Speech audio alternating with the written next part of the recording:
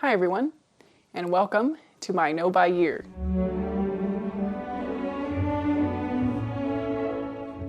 My name is Alexa, and in this week's video I wanted to do a little check-in on the habits and the little changes I was trying to make, and kind of update how I'm doing on these about a month after I posted the video talking about the changes. So let's get right into it. How are my habits doing? My first habit change or goal was to limit my time on short-form social media. That habit has become a resounding success. So what I did was I eliminated my short-form content for this channel. I started out with an Instagram and a TikTok dedicated towards my Know by Year, but it was a source of stress and also a source of exposure to ads and influencers. So I got rid of those channels. I kept the channels that I have for my music, which is my primary work, and I actually haven't been posting on those channels recently.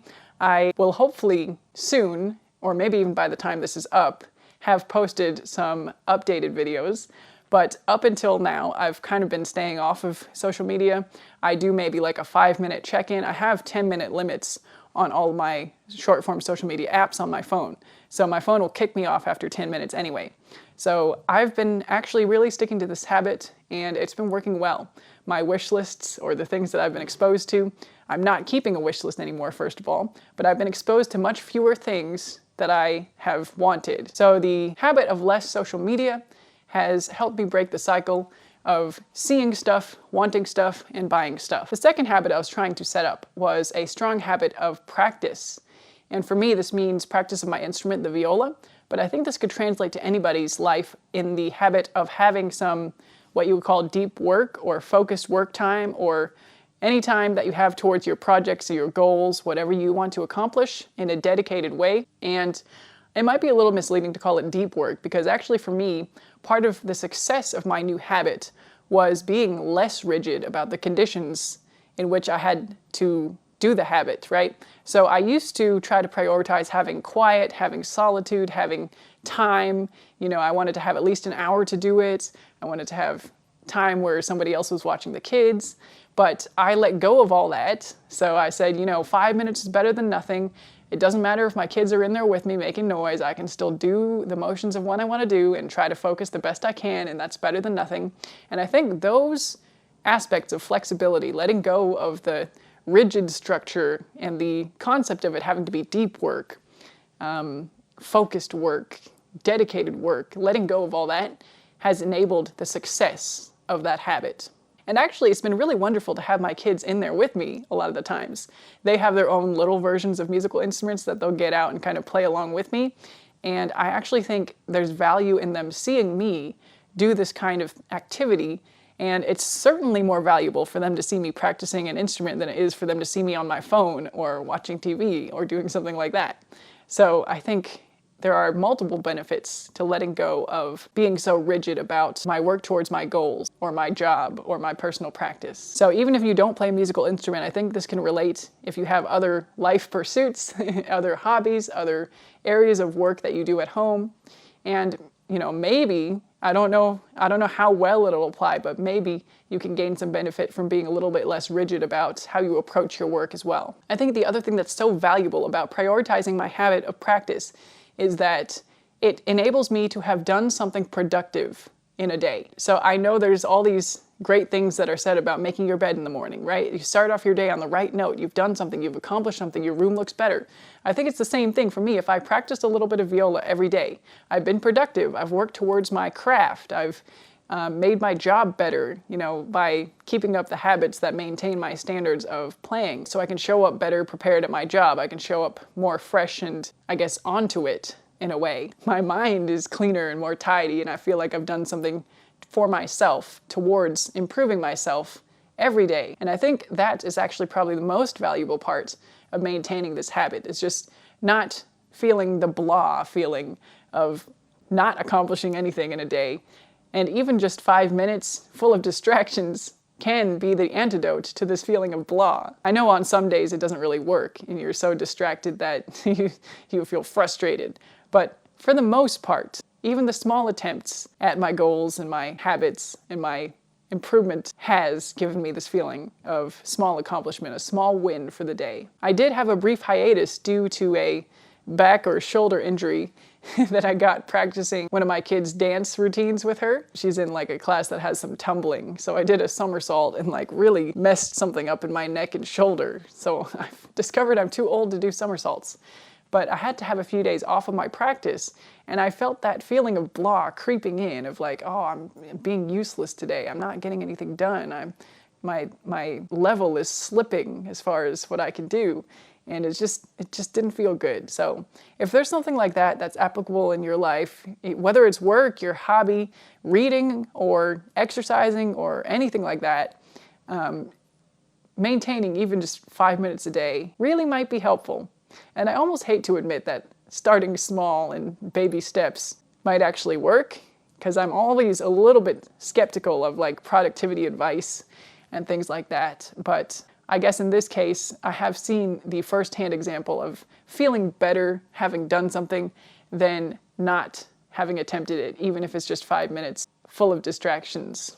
So I might have to give this one to the productivity people, that a little bit is better than nothing. So my next habits were related to health, and especially to exercise. This one has been a little bit harder. So I have been doing not that great on this one. I've been doing okay. I've probably averaged maybe 2 jogs a week. These are very, very slow jogs because I'm trying to stay in heart rate zone 2 and kind of build up my fitness in a natural and organic way where I'm not straining and not risking injury or anything like that. So maybe the average has been like 2 a week. There have been some weeks that I've probably only done 1 of these, and I just am not finding it easy to get more activity in my life. And just part of this is having 3 small kids where it's hard to get everybody out, and it's easier to do a longer walk or a jog when you're out. I definitely can't do jogs if I'm the only one taking care of them, because I can't keep track of 3 children and be jogging along, right? It just doesn't work. I do have like a double stroller situation. We have a bike trailer where 2 kids can sit in there, but I can't jog with the 3rd kid strapped onto me. So I can do a walk like that. But just the thought of that has been, up until this point, a little too daunting to actually follow through with, unless my husband's also at home to either, push the stroller or carry the baby.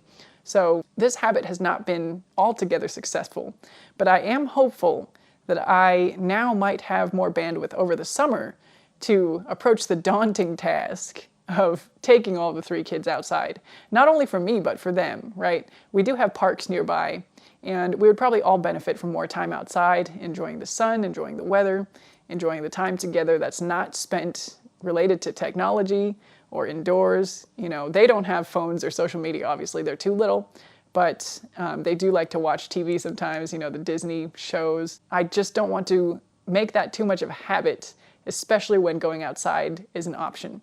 So I'm resolving to be better about this one going forward, and I hope in my next report on habits, whenever that may be, I will have better news as far as my levels of success. Maybe by then I'll be able to run a 5K. I don't know. Maybe that should be the goal. So stay tuned on that. Feel free to subscribe if you want to see my next update on the habits that I'm trying to focus on instead of shopping. I also want to add in stretching and maybe some yoga. This might be something that's easier to accomplish because I can do it at home and I can do it with everybody. My kids can get involved in it. I can just put on a yoga video or a stretching video and follow the moves. And it doesn't involve changing my clothes. I'm probably not going to get too sweaty. And I've seen great things about the value of stretching and increasing your mobility and flexibility and just feeling better in your body, which I could definitely use, especially after messing up my back doing the somersault.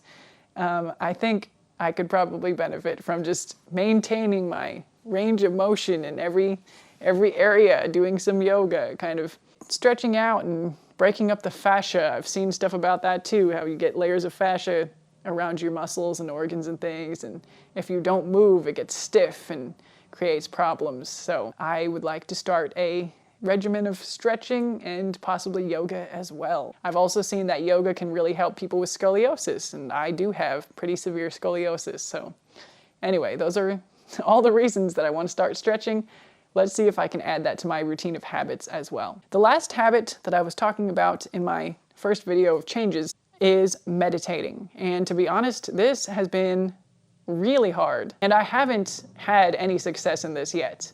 I tried a guided meditation one time since my last video, and despite talking up all the benefits that I'd heard about for meditation, I have not managed to actually follow through and try to implement it at all. I haven't even really tried, and I want to try. So actually the guided meditation that I did was a response to a comment I got on a video recommending the channel Great Meditations. So thank you so much to that commenter. And it's comments like that with the actionable advice that are so valuable. I love all your comments, by the way. Comments that have feedback like that really are helping me. So please keep on leaving them. Because of that actionable advice, I guess, that was the impetus to do that one guided meditation that I did.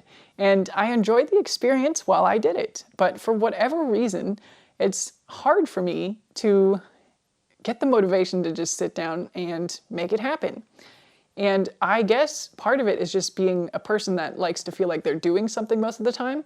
And the thought of sitting down to not do something, to actively not do something, is something I'm kind of repelled to. Like, it's just not instinctual at all. It goes against my instincts.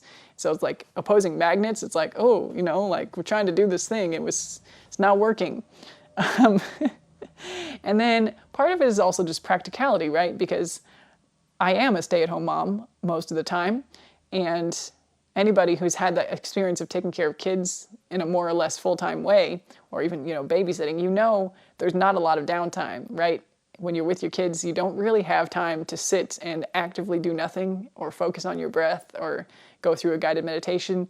Even if you put that on with them in the background, they're probably not going to let you sit through 5 minutes without having to get up and do something. They're not going to meditate. You know, it's just not within their abilities as small children.